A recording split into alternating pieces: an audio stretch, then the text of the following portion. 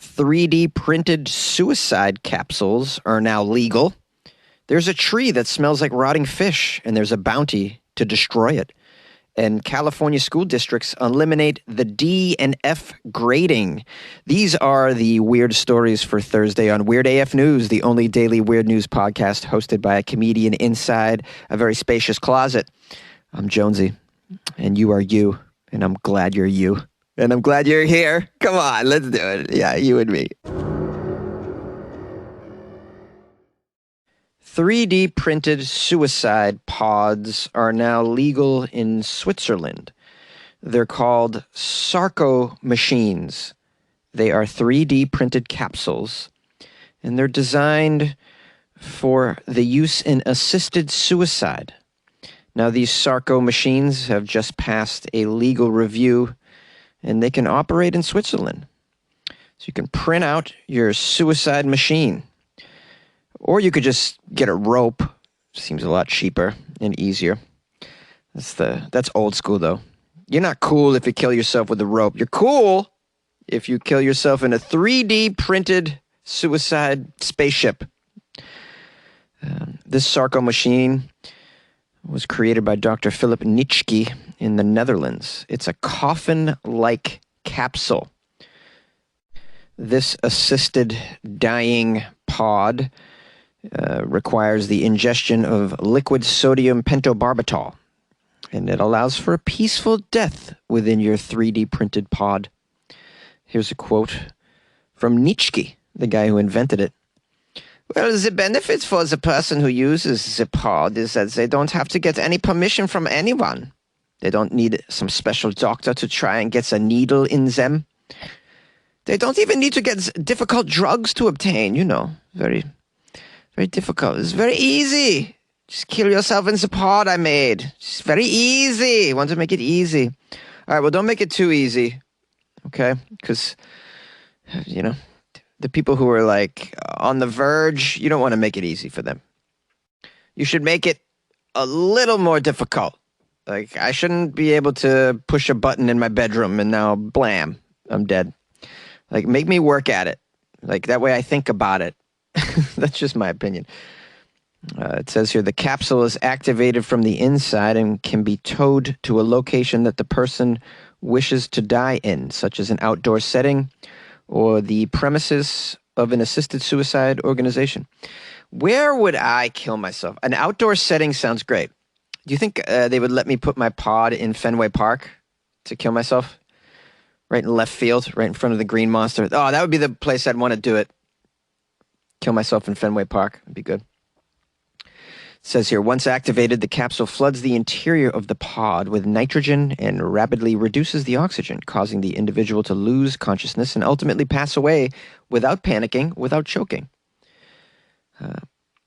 Now, there are some countries that allow assisted suicide. Did you know? The Netherlands, Switzerland, Belgium, Luxembourg, Canada, and Colombia all allow assisted suicide, although each country has different rules regarding it. I had no idea Canada was in on the game. Canada! Everyone in Canada is so happy. I can't see anybody committing suicide. Just ever. Also, they're drunk all the time, so that helps. I think that helps keep the mood up. Just drunk all the time. I mean, when you live in a country where it's shots, shots, shots, shots, shots, shots, I mean, how do you not have a great time? Nearly all countries and states, by the way, that permit the assisted suicide practice require individuals to have an incurable or terminal condition that cannot be remedied and is causing them suffering. So this is the caveat. You can't just kill yourself because you feel like it. Of course, I'm speaking if you go through these channels. But, I mean, if you could just print this machine at home, I mean, do you even have to ask permission at this point? You don't have to go through the assisted suicide paperwork. If you can just print it out in your den or in your office, just drag it onto your lawn and voila. I mean, of course, you got to get the chemicals as well. But, I mean, hello, the dark web. Anyone heard of it? Shouldn't be that hard to get these chemicals. It says here, Switzerland, of all these countries, though, has actually no laws prohibiting the practice of assisted suicide only considers it an offense to assist a suicide if it is done with selfish motives. In the Netherlands, euthanasia can be requested by anyone ages 12 and older who has, quote, unbearable suffering with no prospect of improvement. Well, that could cover mental illness then as well, I'd imagine, not just incurable diseases or terminal cancer. You could say to yourself, hey, man, I've lived a life and it's flimsy and I'm not interested in doing this anymore. I don't want to go to work at Cinnabon every single day. I can't afford health insurance and I got gout and I just want out. Like, you could actually do that over there. Fascinating. I don't know if that's forward thinking or not. Now, it's probably no surprise to any of my listeners, that means you, that I support someone's choice to end their life. I don't think anybody should tell you what you can and cannot do with your body or your mind. I mean, unless you're harming others. In the case of suicide, though, I do think there should be some effort made to get through it prior to the suicide with family and friends, like some sort of intervention first. Like, you can't just go sign your name on a docket and now you're killing yourself and your family doesn't know about it, your friends don't know about it. I think there's got to be like a declaration of suicide that gets sent to your friends and family, and then everybody has a choice to reach out to you and see what can be done. Because I would imagine some of the people who are, commit suicide or want to commit suicide don't feel as though they have support. And so doing something prior to that to show that there is in fact support, maybe coming from places that you had no idea, that could be enough to curtail some of the suicides. Mental health is a serious situation these days, and it only seems to be getting worse as the world gets crazier and crazier. Oh, I know how crazy the world is. I host a weird news podcast, as you know. And you know how weird and crazy the world is because you listen to a weird news podcast. Now, you might have an opinion on this suicide situation. If you do, you can call the show and tell me. 646-450-2012. Love to hear from you. There's a tree that smells so bad, there are bounties to kill it. Bringing the Bradford Pear tree to the state of Maine seemed like a good idea at the time. The Bradford Pear tree is fast-growing with early spring blooms of white flowers. No! The tree, also called Callery pear tree, is a popular ornamental tree in the state. But it's also an invasive species. And it also smells incredibly bad. It smells terrible. It's foul. It smells like shite.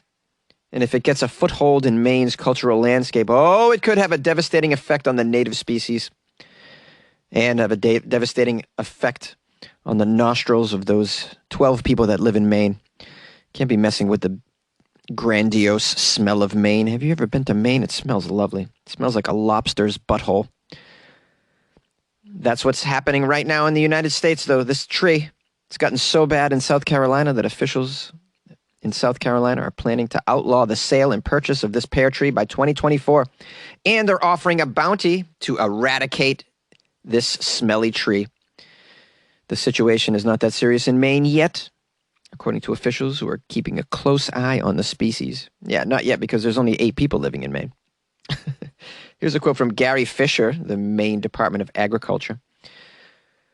Well, there's plenty of it planted here in Maine. There are reports of it escaping.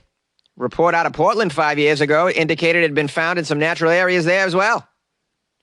This isn't a very good Maine accent. I'm doing my best here, though.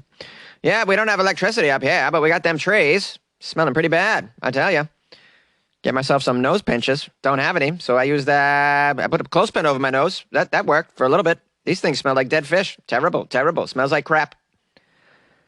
This guy, Gary Fisher, and his colleagues are currently working on a 5-year update regarding this invasive plant. They're putting it on the do not sell list. And he said that currently on this list of plants, the Bradford pear is one of the most invasive in Maine. Well, who took this smelly tree up there? Should get this individual on trial. Make them go out there and pluck all these trees right out of the soil. Put them to work. says the tree was imported from several Asian countries to the U.S. in the early 1900s. By the 1960s, it became the ubiquitous ornamental tree planted by developers in growing suburbs. Oh, that's great. Did they not know how bad it smelled? This guy Fisher says, well, people planted it because of those early white blossoms, you know. What they did not realize is that those blossoms, man, they smell horrible. Smells real bad up here, I tell you. You don't want to come up here on 495 to Route 5. You don't want to take Route 1 up here. Route 1 smells terrible, smells awful. Route 5, 495 smells like crap anyways. Most of it's in the state of Mass, though. You don't want to take them highways. They smell like the tree. The smell of a grove of Bradford pear trees in full blossom has been compared to rotting fish. Oh, that's just lovely. The smell's really hard to describe. It's not like crab apples or lilacs. If I'm being honest, this shit's pretty rank. It has a lot of negatives, this tree. Okay. The pear tree can easily outcompete and eliminate native species from the landscape as well, this guy Fisher says. It's a non-native to the area. The tree provides no food for the local insects, no food for the local birds or the wildlife. All those blossoms are unusable by native pollinators. It's a damn shame. No, it's the story that's repeated over and over. Plants that are easy to produce become popular because they're so easy to produce and well-priced. Builders and architects decide to start incorporating them into subdivisions and other places of new housing. They just bring them all in because it's easy. Well, they're pretty. They smell like shite, but they're pretty. Well, it looks like if you guys happen to live in, not Maine so much, because they're sort of trying to live with it, but in South Carolina and some other places, you could actually get paid to remove this stinky fish tree. So, if you're looking for some work here, and you like to be alone, and you don't mind the smell. Maybe you used to work in waste management, and you're okay with this sort of smell. You can be around it. Maybe you were a skunk farmer. I don't know. Yay! You like podcasts? You're listening to my podcast. Maybe you thought to yourself, I'd like to make a podcast. Too difficult. No, not with Anchor. Anchor has free creation tools that allow you to record and edit your podcast from your phone or your computer. Anchor distributes your podcast to Apple, Spotify, Stitcher, and more. They have advertising integration, so you can even make a little money off your podcast. Everything you need to make a podcast in one place. Download the free Anchor app or go to anchor.fm to get started. And good luck with your podcast. Good luck with your creation. Good luck with your life, man. Large California school districts are eliminating D and F grades, and now students have no idea if they're dumb. Bad report cards could soon be a thing of the past in California, as some of the state's largest school districts are dropping D and F grades. For those of you who didn't go to school in the United States, the D and the F are the worst grades. That means you're not really pulling your weight, to put it kindly. I don't like to hear this news for a few reasons, one of which is I'm jealous. I had to get D's and F's, and I got in big trouble for it, and now no one gets to get in trouble? No D's and F's? No? Just me? Just my generation gets to get whacked around for getting F's? No. Everybody else, you get off the hook this easy? Just jealous, really. Also, I got some questions, but I want to know, how do you know if you suck at school if you're not getting D's and F's? How do your parents know whether or not you're applying yourself? Let's get into the article. Maybe they replaced the D's and the F's with a half a smiley face and then a sort of a frowny face. You don't want to hurt anybody's feelings by giving them a full frowny face, you know? Okay, so it says here, Los Angeles, Santa Ana, Oakland Unified, Sacramento City Unified, and other California districts have decided to limit the use of D's, and they've decided to get rid of F's altogether in the grading. High schoolers who fail a test or homework assignment can get a do-over or more time to complete the work. You have it so easy. Oh, man, you get a do-over. I never had a do-over. A do-over. Yeah, there was a do-over when I got the second smack from my parents. Because I squirmed during the first one. Wow, do-over. Pfft, unbelievable. You guys have no idea how good you have it in life, and yet you still think you don't have it good. All these young people on antidepressants because life is so hard. You don't even know what hard is. You have no clue. You get a do-over for your tests? Ugh, you're pathetic. All of you. It says here, students who don't ever finish the assignments or who fail the final exam will earn an incomplete. Wow. These are well, we're really building a strong foundation for the future, aren't we, with these in the United States? Listen, if my future leaders, I don't want them to have do-overs, okay? I want them to study hard and get it right. I want them to try, and I want them to be held accountable.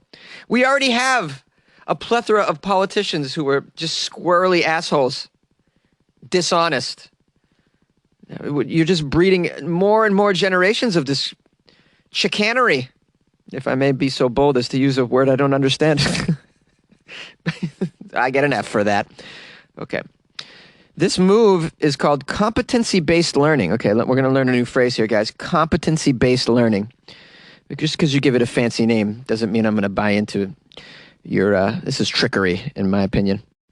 So advocates of competency-based learning argue that assessment should be based on the mastery of learning, what students have learned instead of how they test. Okay, well, how do you ascertain their mastery of learning if there's no test of some sort? You need a feedback, something. Are you replacing the test with something else? Let's see. Supporters hope it will help kids re-engage after nearly 2 years of virtual learning during the pandemic. Okay. Here's a quote from someone from the California Educational Partners, who I blame for creating an entire generation of lazy idiots. But let's see what this person has to say. What mastery learning does is really allow the students every opportunity to show that they know the material. And if they don't know the material, to get the support they need to be able to demonstrate it. I need support to demonstrate it. Oh, really? What support do you need? I need the answers next to me as I take the test. If you could provide that, that's a lot of support. You call this mastery learning? You've chosen the wrong phrase. This isn't the mastery of anything except for being unaccountable and lazy and let off the hook. And you really have no idea the fallout of this. It's going to be detrimental. I'm telling you right now. Look, if you know anything about anything, you know that Bill Belichick should be running this world, because Bill Belichick knows that you have to do your job. Do your job. You have to show up every day and you have to give effort. You have to give a damn, and you have to apply yourself. My goodness. Well, I'm not a parent, nor am I a teacher. What the hell do I know? Maybe you guys have an opinion on this. Call my show, 646-450-2012. Hey, everybody. How are you? This is your trusty host and producer, Jonesy.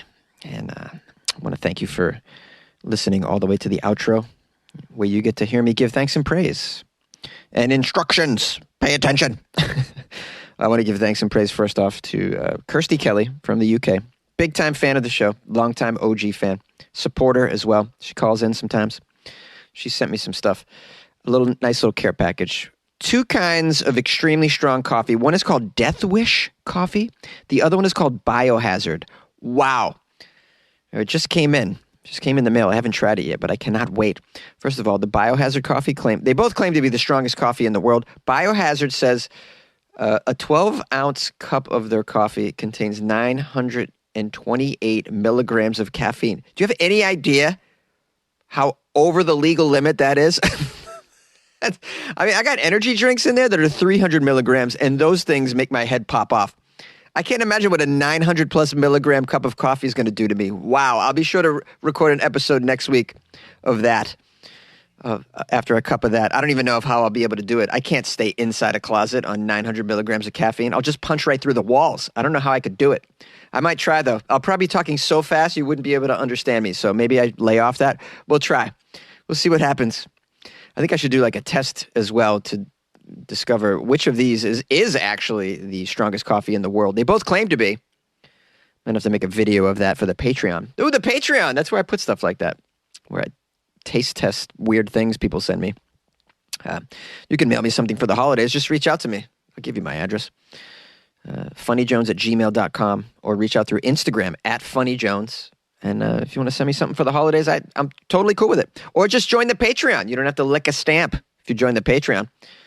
You can buy me a cup of coffee a month. It's pretty supportive, I have to say. Go to patreon.com/weirdafnews or weirdafnews.com and click on the Patreon banner if you want to do that. Tomorrow's Friday, so you know the deal. It's Florida Friday, only on Weird AF News. If you guys want to send me Florida articles, I would appreciate that. So, don't hesitate to send me some Florida stuff. I need all the Florida news, that I can get, so we can have a banging Florida Friday episode. That's what I want. I want it to be lit. I want people to say, your Florida Friday episodes are fire, bro. Fire. Yeah.